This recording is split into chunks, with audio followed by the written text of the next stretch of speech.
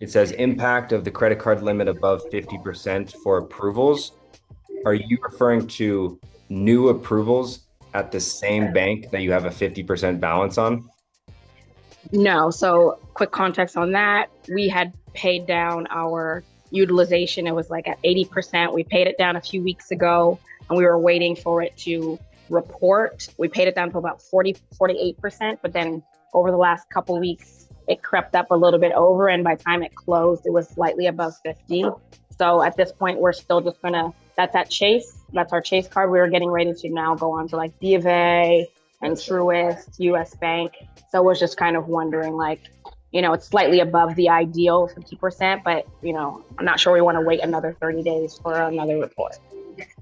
Yeah. So a couple things I'll say there is certainly your overall score is super important when anytime you make like exceptions.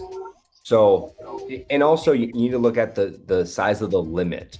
Like you can have $1,000 limit that has 70% utilization, and definitely it's ideal if it's paid down, but a 70% balance on $1,000 credit card will affect your score way less than if you had a 70% balance on a $20,000 credit card. So take that into consideration, the limit of the card, and also make sure your scores are all above 720, of course. And then one thing you can do at Chase, and I think American Express as well, but Chase is the easiest to do it at, which is basically requesting a mid-cycle update, where if you're able to pay that card down, wait for the payment to post, maybe give it a day or two, and then call Chase and say, hey, I just wanted to request a mid-cycle update. I paid my credit card down a few days ago. I'm applying for a few credit applications, and it would really help me if this low balance is re-updated with the credit bureaus. Can you please do that for me?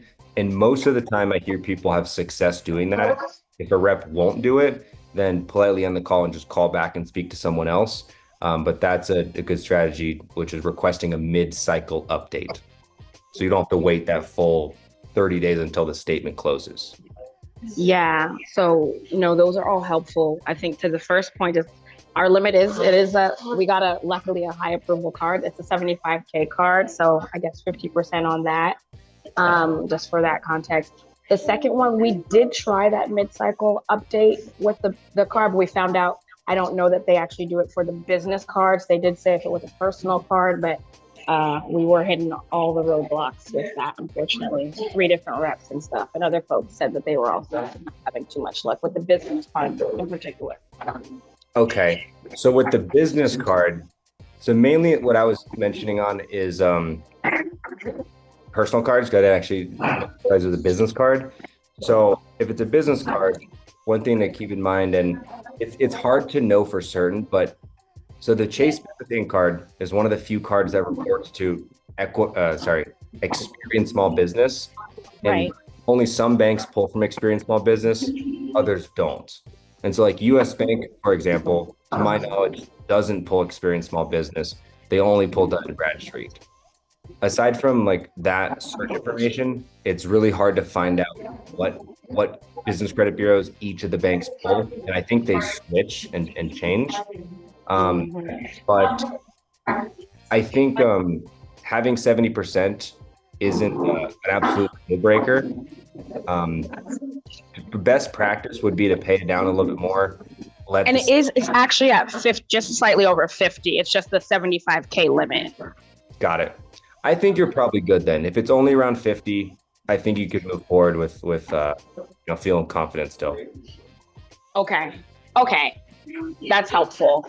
Yeah, we've been playing the waiting game for a little while. And I'm just, at this point, have some deals and potential deals for the business that we're hoping to get some funding for. So we might just take our chances and see. But I wanted to make sure it wouldn't be like a complete disaster.